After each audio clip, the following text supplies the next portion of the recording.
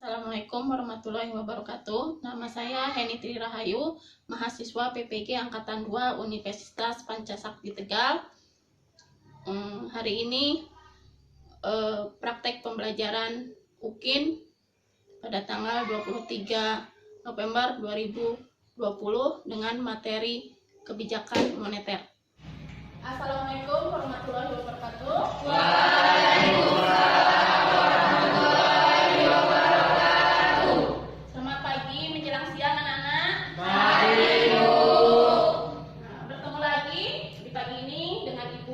Kita masuk ke pelajaran ekonomi. Sebelum kita mulai, mari kita baca doa terlebih dahulu. Silakan pimpin untuk baca doa. Untuk mulai pelajaran hari ini, berdoa mulai. Selesai. Sudah selesai. Baik, ibu absen satu persatu ya. Tolong yang hadir, yang ada jangan hadir ya. Jika tidak ada, tolong keterangannya untuk sekretaris ya. Arpandi Irfan. Hadir, Bu. Andrian Saputra. Hadir, Bu. Arsa Wardana. Hadir, Bu. Dekti Yulianita. Hadir, Bu. Elvani Junaidi. Hadir, Bu. Ersa Gunawan. Hadir, Bu. Irfan Rizky. Hadir, Bu. Haira Saumina. Bu. Mahira Aprili. Bu. Nadia Wulansari. Bu. Nurmala Puspita Dewi. Bu. Revi Dwi Ayuni. Hadir, Bu. Hadir. Rizky Yuda Istira Ariga. Apa, Bu? Apa? Rita Mistia. Rita Izin, Bu. Izin. Sahdi Ariandi. Hadir, Bu. Hadir. Salpiana. Sakit, Bu. Sakit. Seli Nadia. Hadir, Bu. Hadir. Triplianti. Bu. Ulmi Tarina Sari. Pergi, Bu. Oh, izin. Wahyuli. Latihan, Bu. Latihan. Yoga Pangestu. Sakit, Bu. Sakit. Oke, ada beberapa orang yang sakit dan izin. Kita mulai pembelajaran hari ini. Sebelum ibu mulai, ibu ada permainan sedikit. Apa kalian konsentrasi apa tidak? Coba tangannya seperti ini. Goyang-goyang, goyang-goyang. Fokus, konsentrasi. Pegang mata. Alhamdulillah. Sekali lagi. Goyang. Pegang dagu. Ada yang tidak boleh tapi nggak apa-apa karena sudah siang ya. Nah, ayo kita mulai belajar. Masih ingat pembelajaran minggu lalu? Masih, Bu. Masih. Yang itu tentang inflasi. Minggu lalu tentang inflasi. Nah, inflasi merupakan kenaikan harga barang-barang yang secara terus-menerus. Itu pengertian inflasi dari pembelajaran kemarin. Nah, pembelajaran hari ini kita masuk ke kebijakan moneter.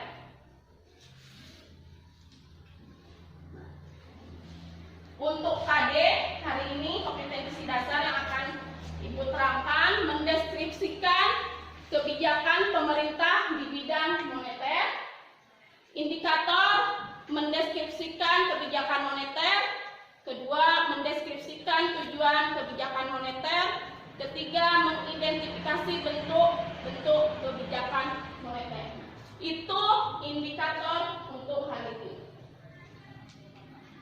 Yang kedua, tujuan pembelajaran. Tujuan pembelajaran hari ini, yang pertama, siswa dapat mendeskripsikan pengertian kebijakan moneter. Kedua, siswa dapat menjelaskan tujuan kebijakan moneter. Yang ketiga, siswa dapat mendeskripsikan peran kebijakan moneter. Yang belakang terlihat kan tulisannya? Lihat. Peta konsep kebijakan moneter hari ini. Pertama, pengertian kebijakan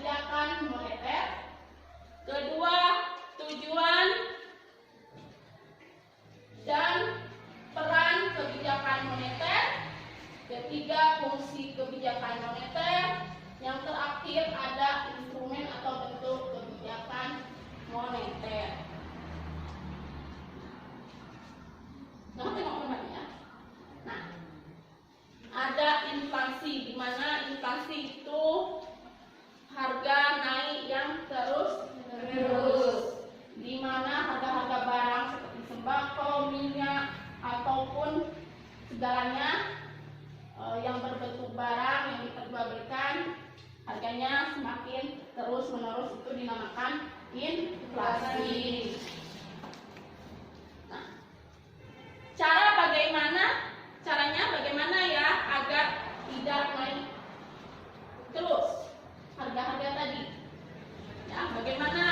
Nah, naik semakin hari semakin naik, sembako, minyak apapun semakin naik. Ada caranya untuk agar tidak naik terus. Nah, di antara dan juga jumlah uang beredar sedikit. Tahu apa itu jumlah uang beredar sedikit? Perbandingan inflasi, ada deflasi, harga turun secara terus-menerus. Kebalikan dari inflasi, yaitu deflasi. Nah, begitupun harga minyak turun terus, di mana harga minyak BBM semakin turun, itu akan mengakibatkan nanti deflasi. Masuk ke kebijakan moneter. Pengertian kebijakan moneter. Kebijakan moneter adalah kebijakan yang diambil oleh bank sentral untuk mempertahankan, menambah atau mengurangi jumlah uang yang beredar guna untuk mencapai tingkat pertumbuhan ekonomi yang tinggi secara berkelanjutan dengan tetap mempertahankan kestabilan harga. Ini pengertian kebijakan moneter. Kebijakan moneter ini diambil hanya oleh bank sentral. Tahu apa itu bank sentral? Di Indonesia bank sentral itu bank apa? Bank BRI kah? BPD, Danamon, Mandiri, atau apa? Bank sentral di Indonesia yang hanya mengambil kebijakan moneter yaitu Bank Indonesia. Tahu Bank Indonesia kan?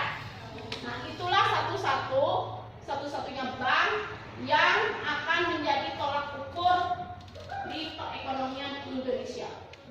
Yang lain, misalkan Bank BPD, BRI, dan selain itu banyak nama bank, itu di bawah naungan Bank Indonesia.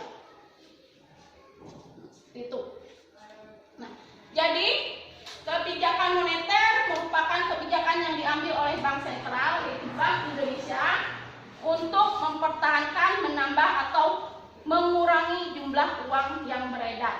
Nah, jadi Bank Indonesia tuh yang akan mengkoordinir bagaimana mempertahankan, menambah atau mengurangi jumlah uang yang beredar di masyarakat Indonesia, yang akan mengkoordinir dan mengkontrolnya. Seperti itu.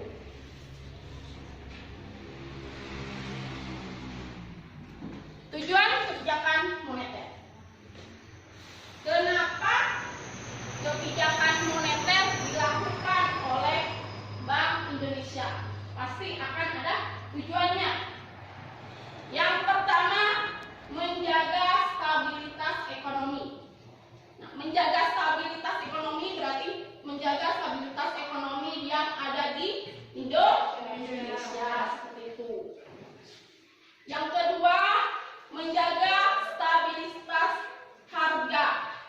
Nah, stabilitas harga ini termasuk harga-harga sembako, harga pangan, harga apapun harga barang yang ada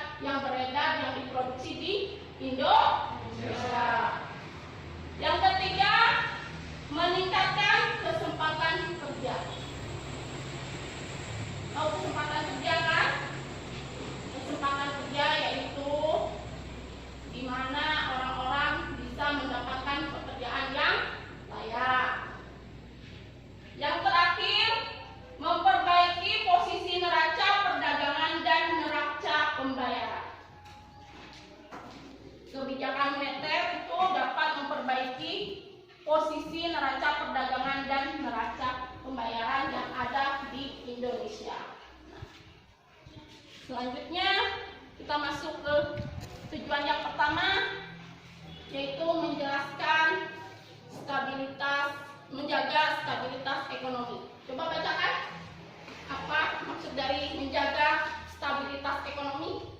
Untuk menjaga stabilitas ekonomi, perlu adanya pengaturan jumlah uang yang beredar sesuai dengan kebutuhan oleh Bank Sentral. Stabilitas ekonomi akan tercapai apabila tercipta keadaan ekonomi stabil. Untuk mewujudkan hal tersebut, maka arus perputaran barang dan arus perputaran uang harus berjalan secara seimbang dan terkendali. Itu menjaga stabilitas ekonomi, di mana Bank Sentral merupakan perlu adanya mengatur jumlah uang yang beredar sesuai dengan kebutuhan yang dibutuhkan oleh masyarakat dan oleh Bank Sentral tersebut, di mana Bank Sentral tidak asal-asalan mengedarkan jumlah uang. Nah, maksudnya gini, apabila Bank Indonesia, di mana Bank Indonesia itu bank yang satu-satunya mencetak uang di Indonesia, bank lain tidak ada mencetak, hanya Bank Indonesia saja yang mencetak uang dan mengedarkan uang dan menarik uang yang sudah beredar di masyarakat. Apabila uang yang dicetak sudah beredar, otomatis uang yang sudah lama beredar akan ditarik karena rusak, terus karena tahunnya sudah terlalu tua, maka itu akan ditarik oleh Bank Indonesia, ditukar dengan uang yang baru. Seperti itu. Nah, di mana untuk menjaga stabilitas ekonomi akan tercapai apabila tercipta keadaan ekonomi stabil. Nah, di stabil ini di sisi peredaran uang antara uang yang beredar di masyarakat dan yang dimasuk ke Bank Indonesia harus sama stabil, seperti itu. Nah, untuk mewujudkan hal tersebut, maka arus perputaran barang dan arus perputaran uang harus berjalan secara seimbang dan terkendali. Nah, arus perputaran uang di sini dilakukan di mana? Arus perputaran uang di mana? Ayo. Di mana? Betul, di pasar. Kenapa di pasar? Ada yang bisa jawab? Ayo, kenapa di pasar? Arus perputaran uang kenapa terjadi di pasar?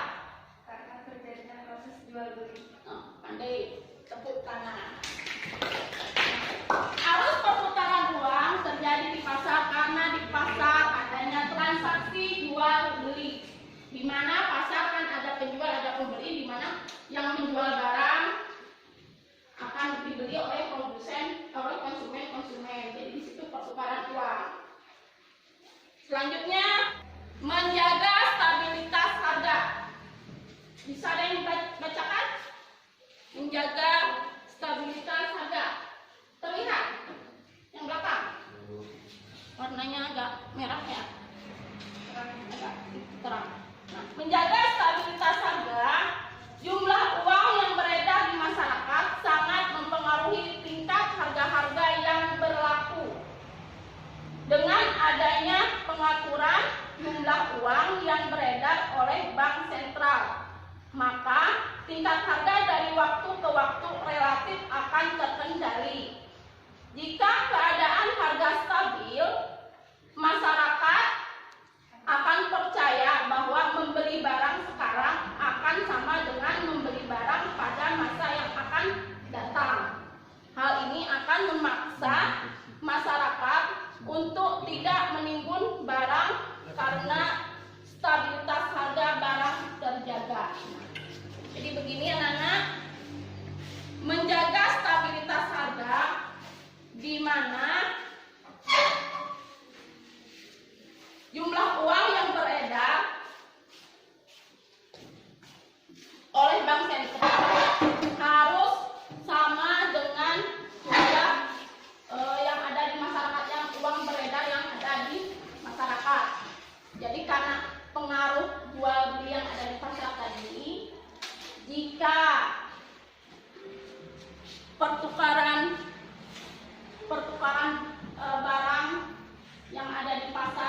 sama, tetap harganya seimbang, maka stabilitas harga akan aman.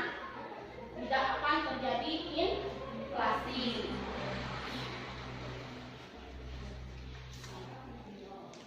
Yang ketiga, meningkatkan kesempatan kerja. Coba bacakan. Stabilitas ekonomi yang baik akan mendorong peningkatan jumlah investor untuk mengembangkan investasi-investasi baru yang pada akhirnya akan membuka lapangan kerja baru sehingga terjadi peningkatan kesempatan kerja. Kesempatan kerja ini sangat penting bagi pertumbuhan ekonomi. Itu meningkatkan kesempatan kerja, di mana stabilitas ekonomi yang baik akan mendorong peningkatan jumlah investor untuk mengembangkan investasinya, investasi yang baru di Indonesia. Tahu investor? Investor adalah orang-orang atau pengusaha yang akan menginvestasikan uangnya di Indonesia. Itu biasanya investor ini yang mempunyai perusahaan besar dan membuka perusahaan-perusahaan baru di Indonesia, di mana nanti perusahaan tersebut membutuhkan karyawan dan tenaga-tenaga untuk dipekerjakan, sehingga kesempatan kerja makin banyak terbuka dan akan sangat penting bagi pertumbuhan ekonomi. Yang keempat, memperbaiki posisi neraca perdagangan dan neraca pembayaran. Melalui kebijakan moneter, pemerintah dapat memperbaiki neraca perdagangan luar negeri menjadi surplus, yaitu ekspor lebih besar daripada impor, atau minimal berimbang. Bentuk kebijakan moneter pada permasalahan ini seperti pemerintah melakukan devaluasi atau menurunkan nilai mata uang dalam negeri terhadap mata uang asing.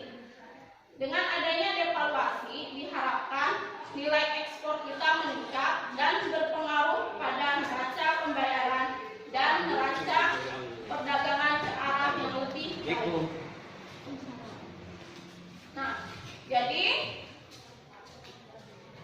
melalui kebijakan moneter ini, pemerintah dapat memperbaiki neraca perdagangan luar negeri menjadi surplus. Misalkan, selama ini neraca pembayaran perdagangan yang ada di Indonesia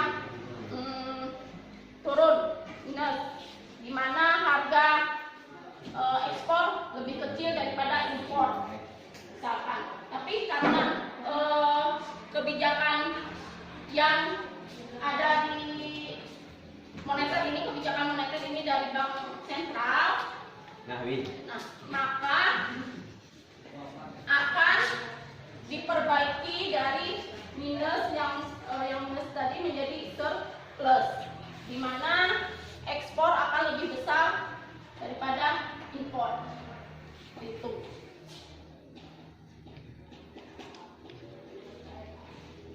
Nah, sampai di sini ada yang ditanyakan tentang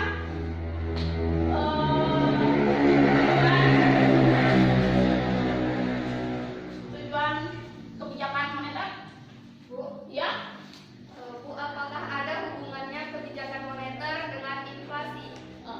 Apakah ada hubungannya kebijakan moneter dengan inflasi? Minggu yang lalu kita kan belajar inflasi. Nah, otomatis inflasi itu yang udah Ibu terangkan dari awal tadi, inflasi merupakan naiknya harga-harga yang terus-menerus. Nah, untuk menekan harga-harga yang naik terus-menerus itu, maka Bank Indonesia atau Bank Sentral membuat kebijakan, di mana dinamakan kebijakan moneter. Nah, bagaimana menjaga perekonomian?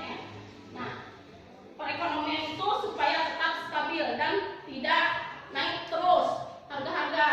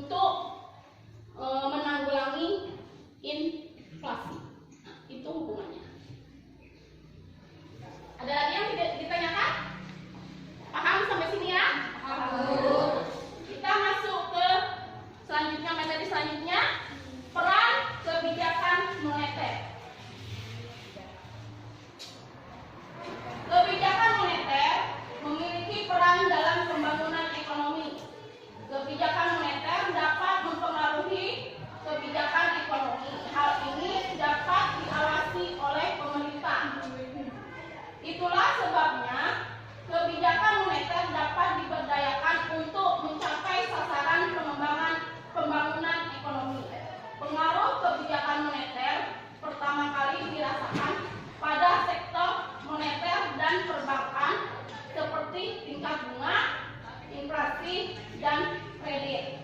Efek dominonya dapat dilihat pada sektor real seperti investasi dan konsumsi. Itu peran dari kebijakan moneter dalam pembangunan ekonomi. Jadi, kebijakan moneter ini dapat mempengaruhi kegiatan ekonomi.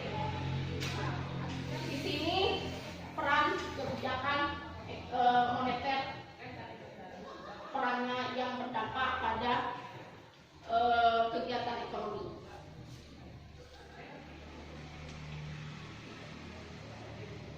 Selanjutnya ada bentuk-bentuk kebijakan moneter.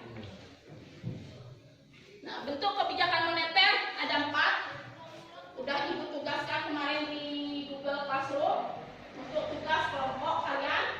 Sudah kalian kerjakan ya?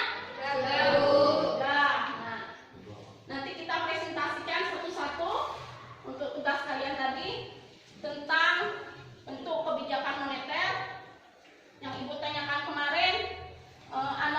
Deskripsikan mengenai bentuk-bentuk kebijakan moneter yang ada 4 dan membagi kalian ke dalam 4 kelompok.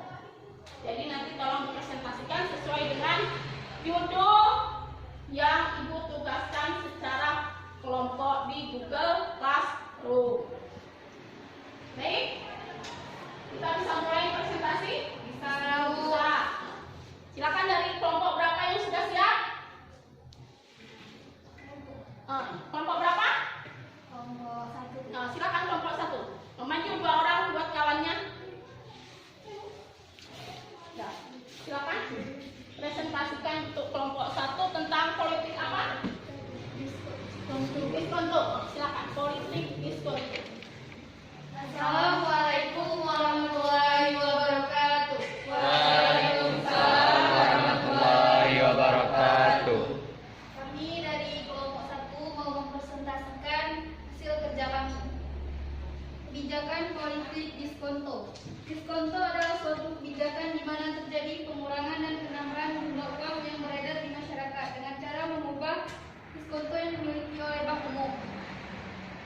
Apabila pada suatu kondisi di mana bank sentral telah memperhitungkan bahwasannya jumlah uang yang beredar telah mencapai atau melebihi kebutuhan, termasuk gejala inflasi, maka bank sentral secara otomatis akan mengeluarkan keputusan untuk menaikkan suku bunga. Dengan hal ini, maka jumlah uang yang beredar di masyarakat sedikit demi sedikit akan berkurang. Biasanya banyak orang yang berkeinginan untuk menabungkan uangnya di bank. Contohnya ketika bank sentral memberlakukan kenaikan dan penurunan suku bunga. Hal ini dilakukan untuk menstabilkan jumlah uang yang beredar di masyarakat. Ketika terjadi gejala inflasi di mana uang masyarakat yang beredar banyak, maka diterapkanlah sistem diskonto kenaikan suku bunga agar masyarakat mau dan tertarik untuk menabung. Di sisi lain, ketika jumlah uang yang beredar di masyarakat rendah, maka suku bunga bank akan diturunkan agar masyarakat tidak menabung dan uangnya tetap berputar sehingga jumlah uang yang beredar semakin lama akan stabil. Untuk kebijakan diskonto ini sering mengalami hambatan, apalagi ketika adanya kenaikan dan penurunan suku bunga, maka akan menimbulkan ketergantungan, di mana mereka hanya mau menabung saat suku bunga naik, dan ketika suku bunga turun maka keborosan uang akan terjadi di dalamnya. Namun di sisi lain, penerapan diskonto memiliki fleksibilitas yang lebih tinggi karena perubahan strategi di dalamnya mudah dilaksanakan. Misal, ketika saat itu suku bunga tinggi dan ketika terjadi kurangan jumlah uang yang beredar atau mengalami krisis, suku bank bisa diturunkan saat itu juga. Hal ini mudah karena yang digunakannya adalah sebuah sistem atau program yang sudah didesain sedemikian rupa sehingga tidak membutuhkan waktu dan dana yang besar. Cukup melakukan pemberitahuan kepada para nasabah bahwasanya suku bunga akan turunkan karena krisis. Itu untuk kelompok 1 presentasinya tentang politik diskonto. Terima kasih untuk kelompok 1. Ya, silakan kembali. Yang kedua, kelompok kedua, silakan. Silakan maju.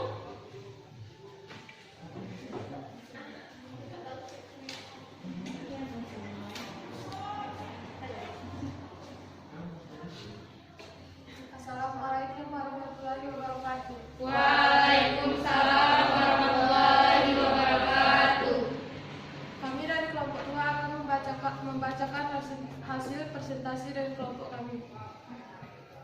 Kebijakan operasi pasar terbuka. Operasi pasar terbuka adalah salah satu kebijakan yang diambil oleh Bank Sentral untuk mengurangi atau menambahkan jumlah uang yang sedang beredar di masyarakat. Hal ini dilakukan dengan cara menjual sertifikat Bank Indonesia atau SBI, dan bisa juga dengan membeli surat berharga yang ada dalam pasar modal. Contoh dari kebijakan ini adalah ketika Bank Indonesia melelang sertifikatnya, atau bisa juga membeli atau menarik surat-surat berharga yang beredar di pasar modal. Lelang sertifikat diberlakukan ketika uang yang beredar di masyarakat berlebih, maka jumlah bisa diminimalisir. Sedangkan pembelian surat-surat berharga diberlakukan ketika uang yang beredar di masyarakat sedikit atau rendah, maka dengan cara tersebut uang yang beredar di masyarakat akan kembali menjadi normal. Konsekuensi dari kebijakan ini sangat besar karena bertempat di pasar terbuka, di mana semua pihak bebas untuk masuk dan melakukan bisnisnya. Namun, di sisi lain dengan ikut di pasar terbuka, kita akan mudah untuk mencapai tujuan utama. Misalkan untuk menjual sertifikat berharga, kita mudah untuk menemukan pihak yang akan membeli surat atau sertifikat. Kita juga lebih mudah untuk membangun sebuah jaringan di mana ketika terjadi suatu kesulitan atau masalah bisa terselesaikan dengan baik dan efektif. Pelaksanaan kebijakan ini dilakukan dalam jangka waktu yang cukup panjang karena setiap hasil penjualan sertifikat atau sertifikat berharga digunakan untuk mengatasi permasalahan yang ada dan mempertahankan kestabilan jumlah uang yang beredar di masyarakat. Mungkin hanya ini yang dapat kami sampaikan. Assalamualaikum warahmatullahi wabarakatuh. Waalaikumsalam warahmatullahi wabarakatuh. Selanjutnya, silakan untuk kebijakan cadangan kas.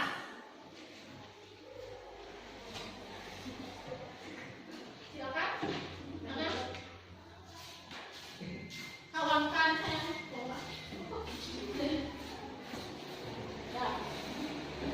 Assalamualaikum warahmatullahi wabarakatuh. Waalaikumsalam warahmatullahi wabarakatuh. Di sini kami akan membacakan presentasi kami. Kebijakan cadangan kas. Kebijakan ini berhubungan dengan kas radio, di mana Bank Sentral memiliki wewenang untuk membuat peraturan, yakni dalam menaikkan ataupun menurunkan cadangan kas atau yang sering kita sebut dengan kas radio. Bank umum dalam keadaan ini akan menerima uang dari para nasabah dalam bentuk giro, tabungan, deposito, dan jenis tabungan lainnya. Namun, dalam hal ini ada sebuah pengecualian, yakni adanya persentase tentu dari uang yang disetor oleh nasabah yang tidak diperoleh dan untuk dipinjamkan. Contohnya, saat Bank Sentral menahan atau melarang sebagian dari tabungan serta uang yang beredar di masyarakat, baik deposito, giro, sertifikat, dan lain-lain untuk dipinjamkan kepada pihak lain. Hal ini dimaksudkan untuk membuat kondisi peredaran uang menjadi stabil kembali, yakni dengan berupaya menurunkan jumlah uang berlebih yang beredar di masyarakat. Begitu pula sebaliknya, ketika uang yang beredar di masyarakat sedikit, maka Bank Sentral akan melakukan kebijakan, yakni mengeluarkan cadangan kasnya yang telah diperoleh sebelumnya untuk dipinjamkan kepada masyarakat. Tujuan utama diberlakukannya kebijakan cadangan kas adalah untuk mensiasati ketidakstabilan kondisi uang yang beredar di masyarakat. Dengan adanya kebijakan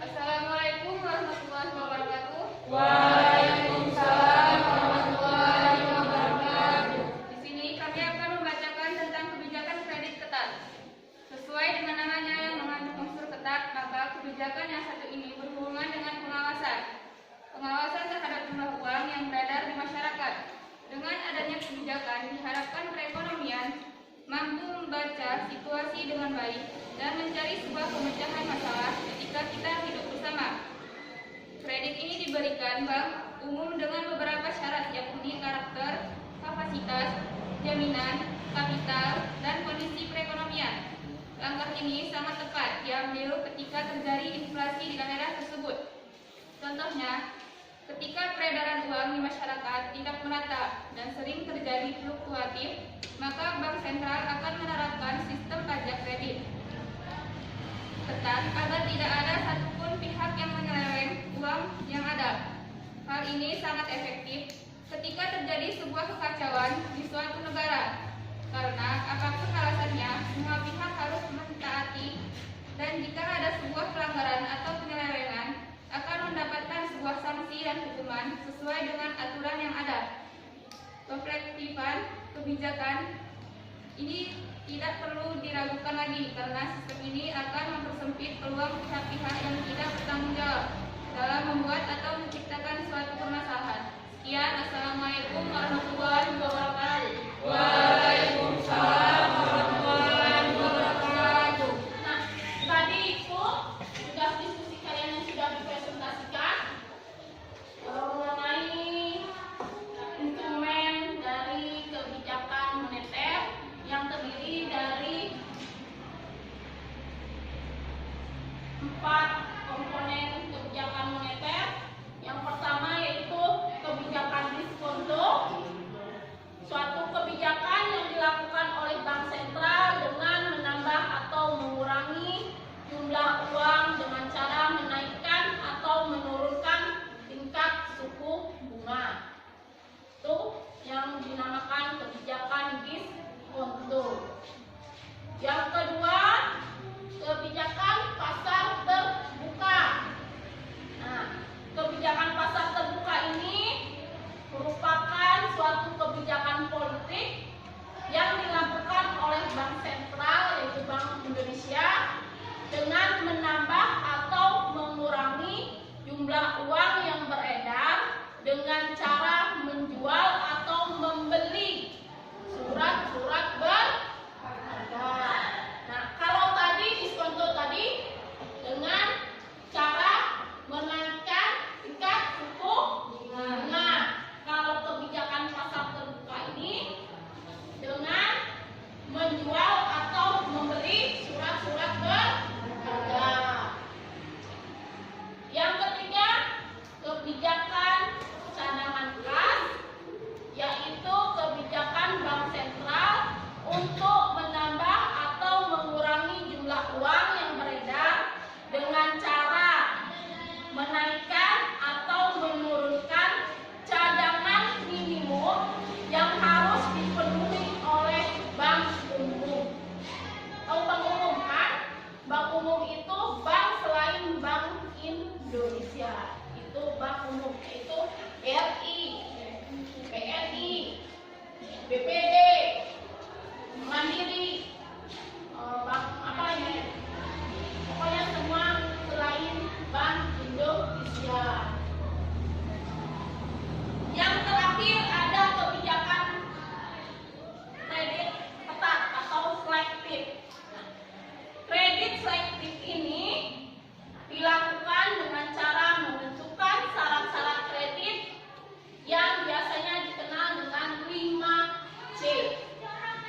Kredit ini diberikan kepada bank umum yang layak mendapatkannya. Nah, kalau tidak memenuhi syarat 5C, maka bank umum tersebut tidak dapat mendapatkan untuk kredit selektif. Nah, sampai di sini ada yang ditanyakan? Sudah paham semua? Ya, alhamdulillah. Nah, untuk tugas dan modul yang Ibu hari ini terangkan sudah dikirim di Google Classroom. Sudah kalian baca? Sudah kalian download? Ya, alhamdulillah. Untuk tugas, tolong yang di Google Classroom anak-anak sekalian kerjakan. Minggu depan kita ketemu lagi dengan Ibu, dan tugasnya kita periksa, kita diskusikan kembali tugas-tugas yang hari ini yang Ibu telah upload di Google Classroom. Nah, ada yang mau menyimpulkan untuk pembelajaran hari ini?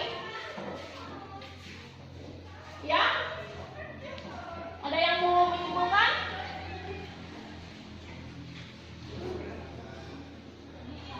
Ada? Ya, coba simpulkan. Jadi kesimpulan materi hari ini, Ya. kebijakan moneter adalah kebijakan yang diambil oleh Bank Sentral untuk mempertahankan, menambah, atau mengurangi jumlah uang beredar. Iya. Terus apa lagi? Tujuan kebijakan moneter yang dikeluarkan oleh Bank Indonesia adalah sebagai berikut. 1. Menjaga stabilitas ekonomi. 2. Menjaga stabilitas harga. 3. Meningkatkan kesempatan kerja. 4. Memperbaiki kondisi neraca perdagangan dan neraca pembayaran. Bentuk kebijakan moneter ada 4. 1. Politik diskonto atau diskonto polisi. 2. Politik pasar terbuka atau open market policy. 3. Kebijakan cadangan kas atau cash ratio. 4. Kebijakan kredit selektif. Itu kesimpulan materi untuk hari ini. Ibu terangkan lagi ada kita mempelajari hari ini tentang pengertian kebijakan moneter, tujuan kebijakan moneter, dan bentuk atau instrumen kebijakan moneter. Nah, untuk materi hari ini Ibu cukupkan sekian. Kita jumpa lagi minggu depan dengan materi kebijakan fiskal. Diingat ya.